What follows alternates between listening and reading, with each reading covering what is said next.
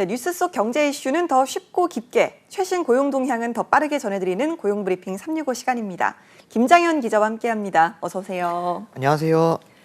네, 오늘은 어떤 이슈가 있을까요? 네, 코로나가 잦아들고 일상 회복 단계에 접어들면서 일상을 조금씩 되찾아가고 있습니다. 하지만 자영업자들의 삶은 좀처럼 나아지지 않고 있는데요. 그동안 쌓인 빚과 갚아야 할 이자가 특히 걱정입니다.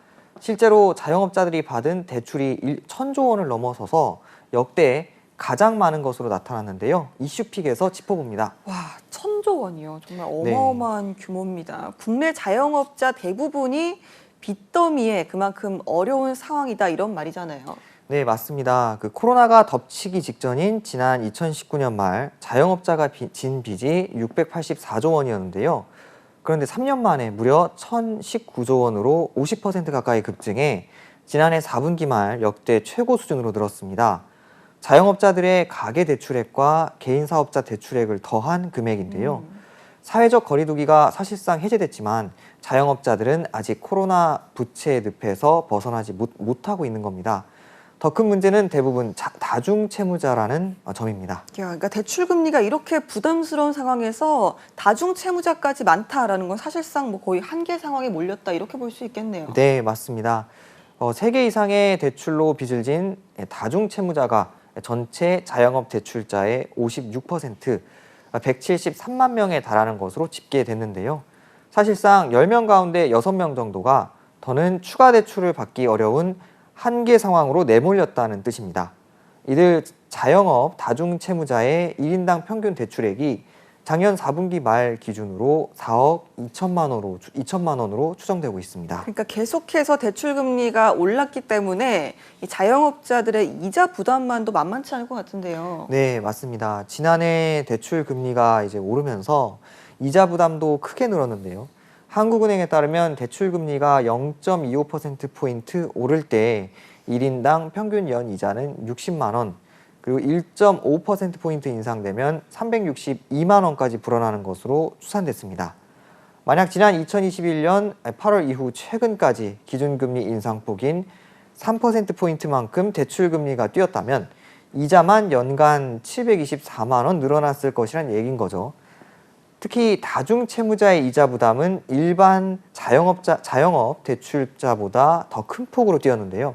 다중채무자의 연 이자는 금리가 0.25%포인트 인상됐을 때 1인당 76만 원, 그리고 금리가 3%포인트 올랐다면 평균 900만 원 넘게 급증했습니다. 예, 가뜩이나 수익이 늘지 않는 상황에서 이렇게 이자 부담만 날로 커지는 상황인 건데요. 결국 빌린 돈을 갚기는 더 어려워지는 게 아닌지 이런 걱정도 듭니다. 네, 이렇게 말씀하신 것처럼 실제 금리 인상 여파로 은행에서 돈을 빌린 후 돈을 못 갚는 사람들이 늘어나고 있는데요.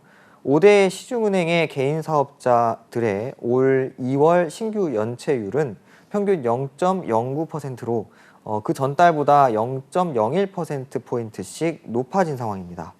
특히 중저신용자 대출이 많은 저축은행 79곳에 지난해 연체율은 이미 3.4%까지 치솟았고요.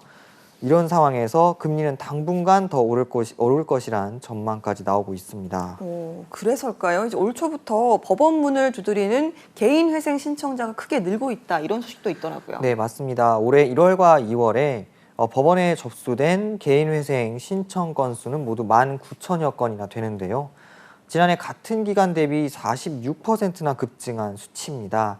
특히 지난해 말부터 증가세가 두드러지고 있는데요. 경기가 나빠지고 금리가 계속 오른 탓입니다.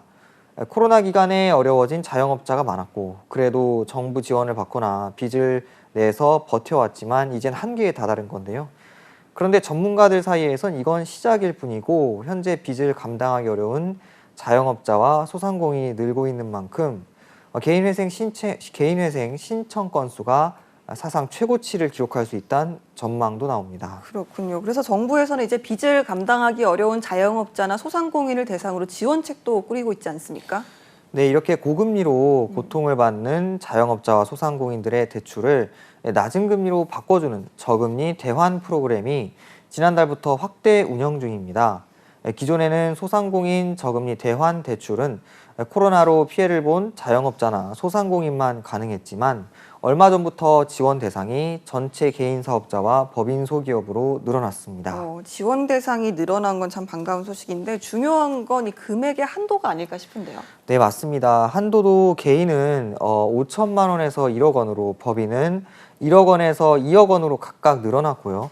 상환 구조는 기존 2년 거치 3년 분할 상환에서 3년 거치 7년 분할 상환으로 더 길어졌습니다. 네, 당장 자영업자의 숨통을 막는 짐을 좀 잠시나마 덜어주는 대책이긴 하지만 이게 또 근본적인 대책은 아니다라는 생각도 드네요. 네, 맞습니다. 그래서 자영업자 대출 상환 유예 조치가 종료된다면 한꺼번에 부실이 터질 것이란 우려가 나오는 이유이기도 한데요. 아직 유예 조치가 계속 다양한 방안으로 연장되는 덕분에 문제가 수면 위로 떠오르진 않았지만 특단의 조치가 추가로 없다면 폭탄은 언제든 터질 수밖에 없는 구조입니다.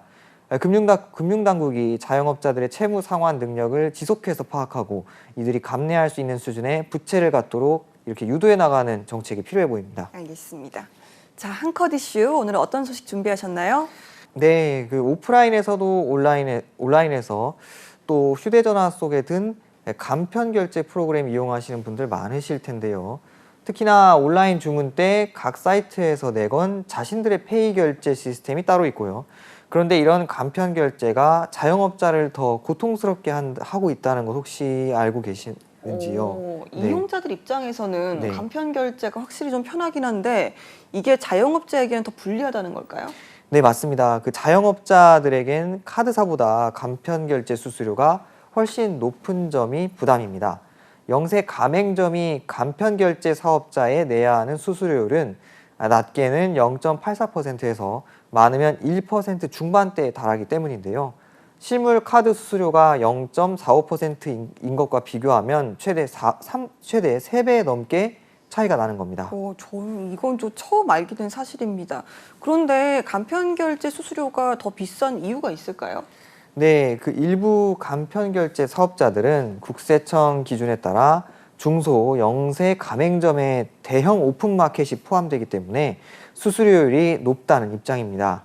하지만 이런 점을 감안하더라도 카드사는 받지 않는 기타 수수료까지 받고 있다는 점은 자영업자에겐 역시 부담입니다. 그렇죠. 소비자 입장에서는 뭐 편해서 또는 간편 결제마다 제공되는 그 포인트를 위해서 결제를 하는 건데 이렇게 자영업자의 부담이 커지는 건 몰랐습니다. 대책이 좀 필요하지 않을까요? 네, 맞습니다. 이 결제 수수료를 이렇게 인하를 유도하기 위해서 금융감독원이 얼마 전에 배달의 민족과 카카오페이 같은 상위 9개 간편 결제 업체의 결제 수수료를 공시했는데요. 앞으로 반기별 수수료 공시 제도를 이렇게 이어나갈 계획인데 기존에도 이 제도를 시행했을 때 수수료율이 낮아진 효과를 체험했기 때문이란 설명입니다. 하지만 결제 수수료 공시가 실질적인 효과를 보기 전까지는 시간이 걸리고요. 무엇보다 소비자 입장에선 기존에 이용하던 앱을 통해서 결제를 원한다는 어려움도 커 효과는 좀 더 지켜봐야 할 것 같습니다. 알겠습니다. 자, 높은 물가 탓에 금리 인하를 기대하기도 힘든 상황, 장사를 이어가기 위한 운영 비용이라도 마련하려면 빚에 기대해야 하는 게 자영업자들의 현실인데요. 코로나19 속에서도 꿋꿋하게 버텨온 만큼 앞으로의 날도 응원합니다. 오늘도 김장현 기자와 함께했습니다. 고맙습니다. 감사합니다. 네, 지금까지 고용브리핑 365였습니다.